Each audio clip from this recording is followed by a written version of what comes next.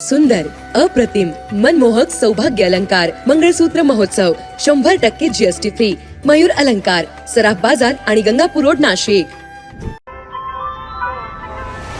ताज्या बातम्यांसाठी नाशिक न्यूजच्या YouTube चॅनलला सबस्क्राईब करा आणि बेल आयकॉनला प्रेस करा.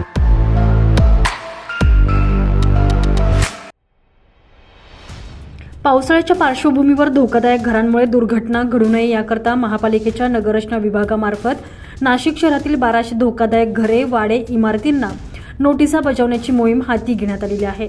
यात गावठाण भागातील सर्वाधिक 600 घरांचा समावेश आहे. शहरासह परिसरात तसेच गावठाण भागामध्ये मोठ्या प्रमाणावर धोकादायक घरांची संख्या आहे.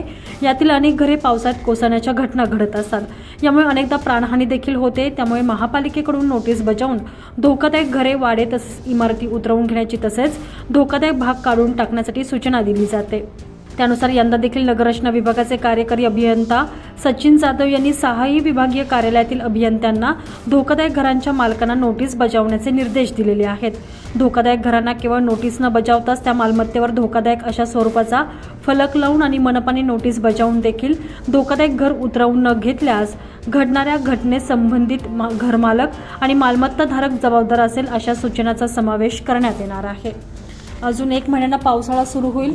त्यापूर्वी नोटिसा बजावण्यात येणार असून पंचवटी विभागातील 60 धोकादायक घरांना नोटीस बजावण्यात आलेली आहे. तसेच 6ही विभागातील गावठाण भागात सर्वाधिक 600 घरे धोकादायक आहेत.